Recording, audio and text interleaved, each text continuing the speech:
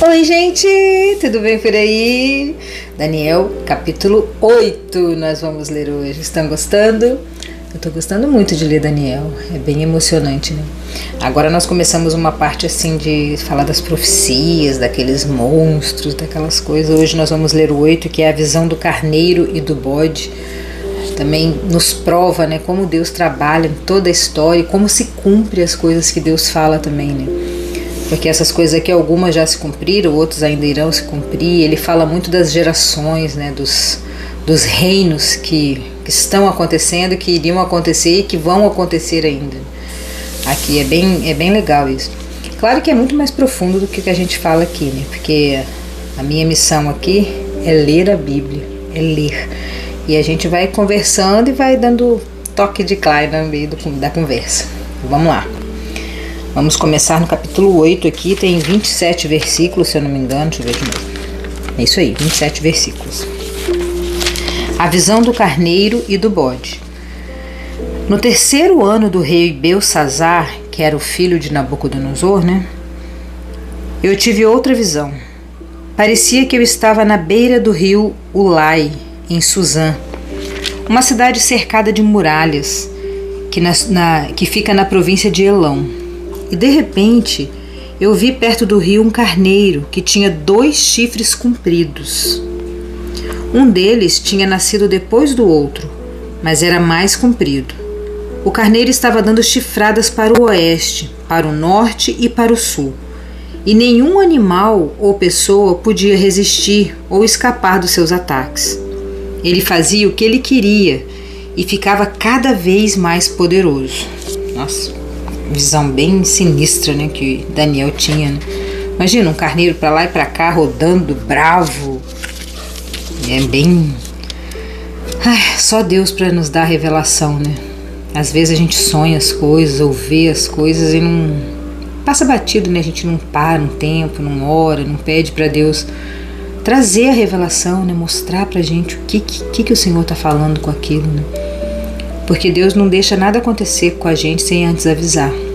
Às vezes você fala, fui pega de surpresa. Não, na verdade você estava distraído. Você não percebeu os sinais de Deus, porque Deus não chega com uma voz bravante, como um trovão e te fala as coisas. Não, ele é sutil. Ele é levinho, como uma brisa bem fininha. É assim que ele fala. Por isso que a gente tem que ter um momento de silêncio com a gente mesmo, né? Um momento de introspecção, porque é aí que Deus fala com a gente. É aí que a gente percebe e entende que o Senhor está falando com a gente. Se você viver correndo para lá e para cá, afoito, naquela ansiedade, pensando em tudo ao mesmo tempo, fazendo um monte de coisa, você sonha um negócio, vê que tá alguma coisa diferente, que Deus quer te falar alguma coisa, mas você larga para lá e vai embora, vai correndo pela vida, você vai ser pego de surpresa, entre aspas, né? Na verdade, Deus está tentando te avisar e você não está vendo. Então, que hoje, nesse dia, no comecinho desse capítulo, Deus já está falando com você para você dar uma respirada, parar e observar as coisas que estão ao seu caminho. Uns 5 minutinhos que você fizer isso, você vai ver que Deus está falando muito com você e você não está ouvindo. E aqui esse carneiro brabo para lá e para cá, dando chifrada para tudo quanto é lado. O carneiro estava dando chifradas para oeste, para norte, ninguém podia escapar dos ataques dele. Ele fazia o que ele queria e ficava cada vez mais poderoso.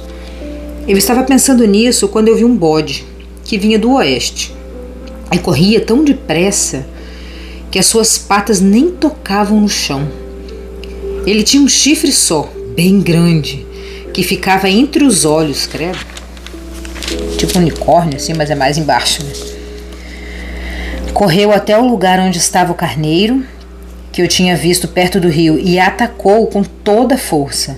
Eu vi o bode furioso atacar o carneiro e quebrar os 2 chifres dele, pois o carneiro não tinha força para se defender.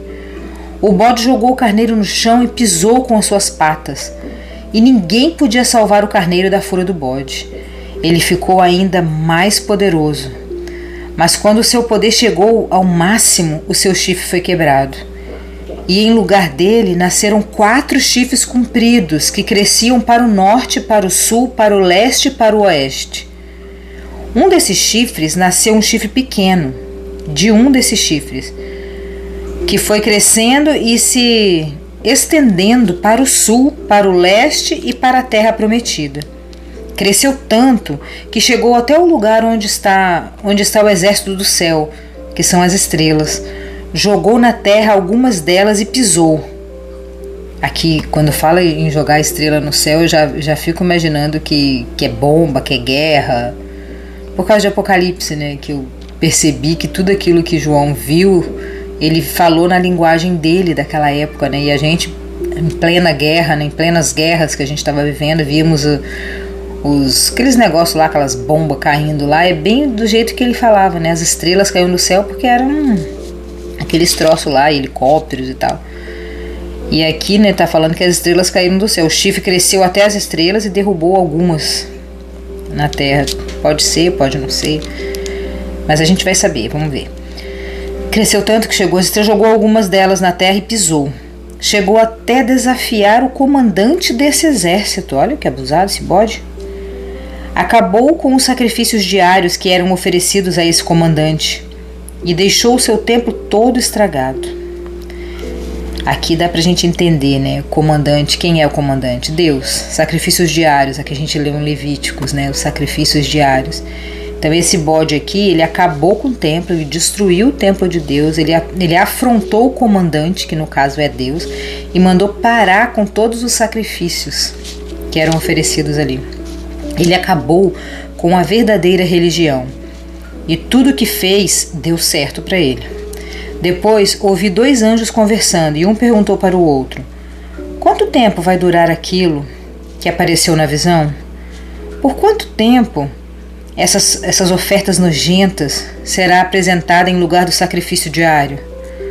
Por quanto tempo ficará estragado o templo e derrotado o exército do céu?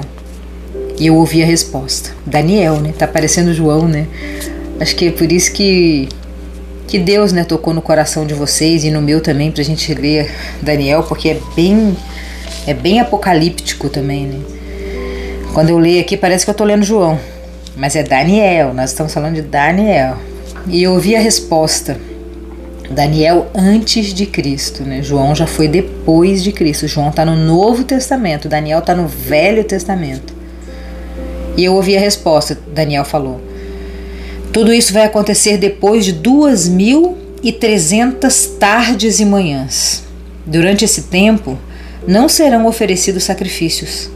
Depois disso, o templo será purificado. 2.300 tardes e manhãs, 2.300 dias.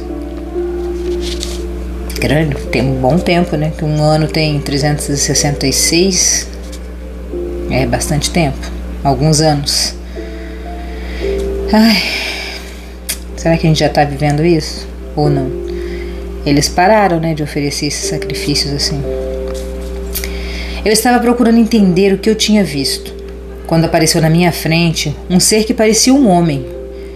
E ouvi uma voz humana que vinha do rio Lai e gritou assim: Gabriel, explique a visão a este homem. Olha que legal, ele ouviu alguém chamando o anjo Gabriel para explicar para ele a visão.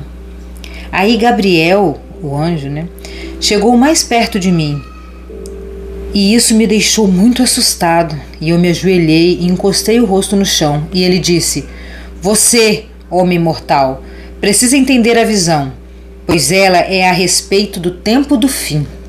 Aqui eu poderia colocar uma vozinha ali na mesa para ficar com uma voz mais de anjo, assim. Mas ainda não vou fazer isso. Você precisa entender, homem mortal, porque ela está falando do tempo do fim. Ele ainda falava quando eu desmaiei. Nossa, e caí de bruços no chão. Mas ele me pegou, me pôs de pé e disse: eu vou lhe contar o que vai acontecer quando passar a ira de Deus. Pois essa visão é a respeito do tempo marcado para o fim. O carneiro com 2 chifres que você viu representa os reis da Média e da Pérsia. O boi é o rei da Grécia e o seu chifre grande é o primeiro rei deste país. Os 4 chifres que nasceram quando o primeiro chifre foi quebrado representam 4 reinos em que o país será dividido. Mas esses reinos não serão tão poderosos como o primeiro, porque reino dividido não prospera, né? Essa frase é muito verdadeira. Reino dividido não prospera, casal dividido não prospera, irmãos divididos não prosperam, famílias divididas não prosperam, empresas divididas não prosperam. E nem aqui, a cidade da Grécia dividida também não prospera. Eles vão crescer, mas não vão ser tão grandes quanto quando eles eram unidos num só. Né? Deus está falando com você. Reino dividido não prospera. Ele ficará cada vez mais poderoso. Versículo 23. Quando o fim desses reinos estiver perto, as suas maldades estiverem chegado ao máximo, aparecerá um rei cruel e enganador.